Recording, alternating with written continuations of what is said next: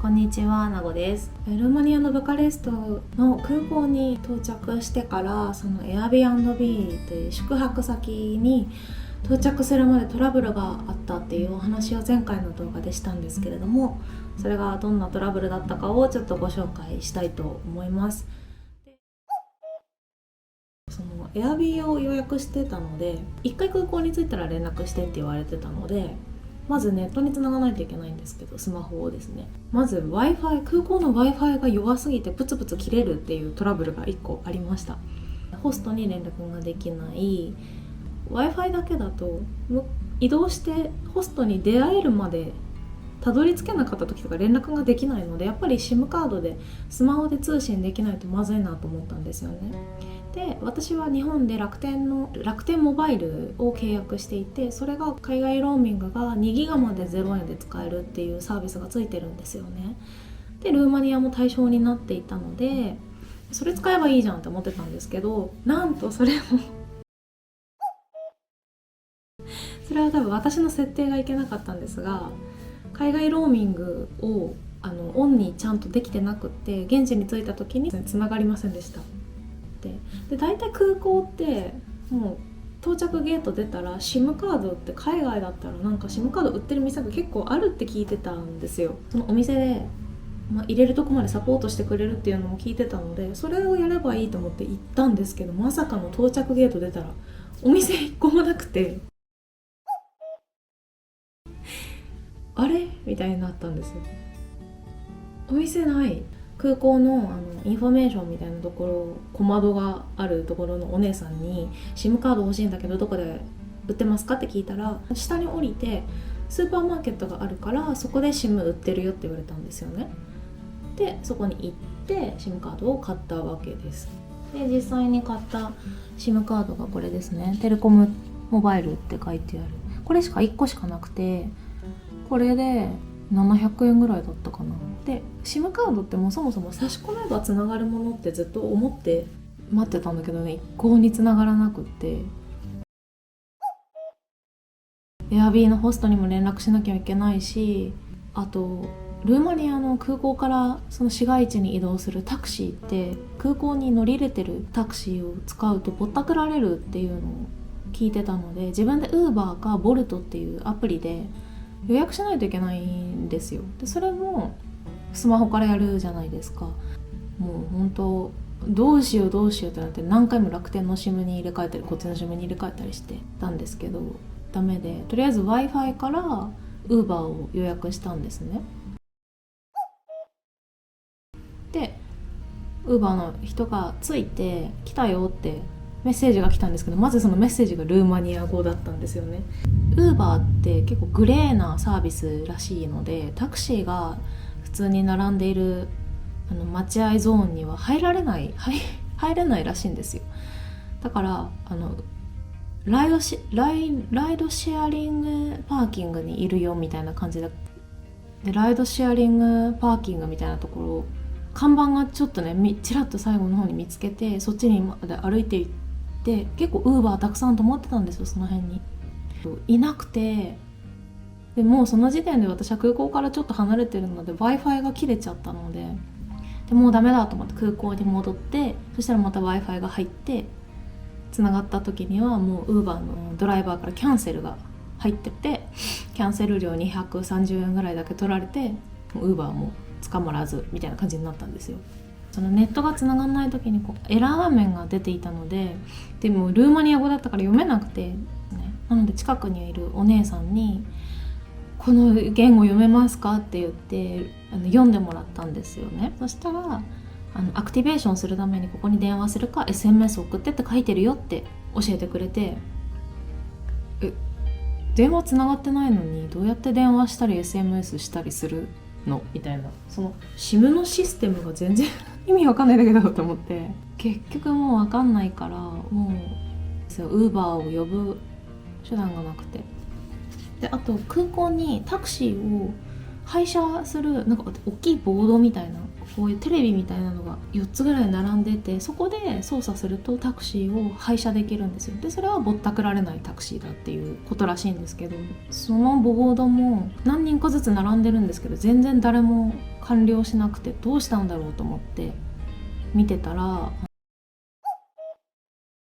一時的なエラーですってどの画面もなって、多分ね道路がすごい混んでたから空港まで来れるタクシーが見つからなくて配車できませんみたいなことになってたんじゃないかなと思うんですけども、なので配車もできず、もうこれは仕方ないっていうことで正々堂々ぼったくられようっていうことでタクシーの待合のレーンに並びました。で私の前に並んでた外国人のカップルの方は運転手に多分いくらかかるのって聞いて、高すぎてじゃあいいみたいな感じで、私の前の人は断って別のタクシー探すわって言ってたんですよね。で次私の番で、私がその人にいくらかかるのって聞いたら、空港から市街地まで、4500円ぐらいって言われたんですよね。で通常は2000円ぐらいで行けるらしいです。でそれを私もしてたので、うわぼったくられると思ったんですけどもう手段がないからもういいやと思って、でもとりあえずなんでそんなに高いのって聞いたんですよ。道路がめっちゃ混んでるからね、しょうがないんだよみたいなこと言われて、変なとこに連れてかれたら困るから行き先だけ見せて、ここに行くまでに何分かかる、いくらかかるって地図で見せて言ったんですよ。でまあ大体その3倍ぼったくられるっていうのもしてたんで、まあ3倍ぐらい確かにぼったくられてるなっていうのが分かったんで、まあ正々堂々ぼったくられようと思ってそのタクシーに乗りました。地図はGoogle マップのオフラインで使えるオフラインマップっていう機能があって、それをスマホにダウンロードして行ってたので、地図だけはかろうじて見られたので、なんとか行き先だけは伝えられます。どんぐらい時間かかるって聞いたら、1時間以上かかるよって言われて、マジそんなになんで混んでるの、それエブリデイって言ってました。って言って、でももっと詳しいちゃんとした住所を教えてくれたらもうちょっとちゃんと分かるよって向こうから言ってきてくれたんで、なんかこの運転手さん大丈夫そうかなって思って、変なとこには連れて行かれなさそうだなって思って、で実際1時間ぐらいで降ろしてもらって5000円になりました。料金は多分チップを含めて決済したんじゃないかなと思います。でしかも怖かったのが、1回目クレジットカードで払う時にビザタッチでピーってやったらなんかダメだったみたいなこと言われたんですよ。ダメ、これで決済できてなかったみたいなこと言われて、それ詐欺じゃないのって思って、できてないって言って何回もこう決済させられて3倍4倍の値段取られるやつだって思ったので、レシートが出てきたんですよね、その時の。でレシートに確かにノーなんとかノーアクティベイティドみたいな感じで書いてて、ルーマニア語なんでそれもわからないんですけど、とりあえずなんか金額が入ってなかったので、これは多分決済されてないんだなと思って、で別のカードで支払ってなんとか支払いも終えることができました。で後日確認したら1回目の決済は課金されてなかったのでセーフでしたはい、で無事タクシーを降りたわけなんですけども、エアビーがあるはずなのに全然ですね、なんかそれらしき建物がなくって、なんとですね Google マップが指しているところも別のとこだったんですよね。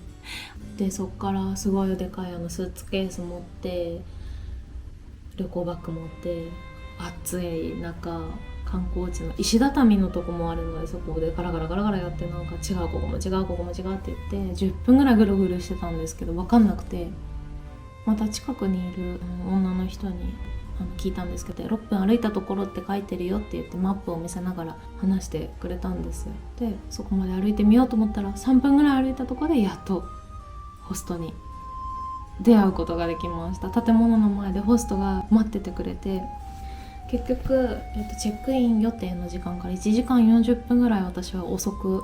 着いたんですけど、多分ホストはずっと建物の前で待っていてくれたみたいです。ネットも繋がらなかったので、あと何分で着くとかっていう連絡もできなかったので、ただひたすら待っててくれたんだと思ったら、なんかすごいありがたく感じました。で本当にごめんなさいって、本当に遅れてごめんなさいって言ったら、全然大丈夫みたいな、ノープロブレムって言って、空港からの道が混んでるのは私も知ってたし大丈夫だよ、何も問題ないからみたいな感じで、本当に泣きそうでした。ということで無事にそこで、Airbnb にチェックインができて、その後ホストから、お部屋の案内を受けて、滞在がスタートしたという感じです。で後からホストにもう家のことじゃなくて尋ねて申し訳ないんだけど SIM が繋がなくて困ってるんだけどって言ったら、もちろん一緒にセッティングするからって言ってくれて、このですね裏のこれをね読んでくれて、なんと SIM を入れた状態で1234っていう電話番号にかけて、なんか自動音声を聞けば完了だったんですよ。それでつながるっていうシステムだったんです。全然分かんなかった。それしかもそのね1234を押した後も自動応答もルーマニア語だからね無理だよ、自分じゃつなげないよそれは。なんかルーマニア最初からすごいハードな経験を個人的にはしたなと思いました。ネットが繋がんなくて道も分かんなくてってなると本当に泣きそうで、本当に久しぶりに涙をしそうでしたはい、ということでそんな感じでなんとかルーマニアに、空港から到着した時のトラブルのお話でした。はい、最後までご覧いただきましてありがとうございました。ちょっとトラブルの話ばっかりになってしまったんですが、次は、ルーマニア・ブカレストの旧市街地の散歩した様子も動画にできればと思っておりますので、ぜひそちらも見ていただければ嬉しいです。それではまた次の動画でお会いしましょう。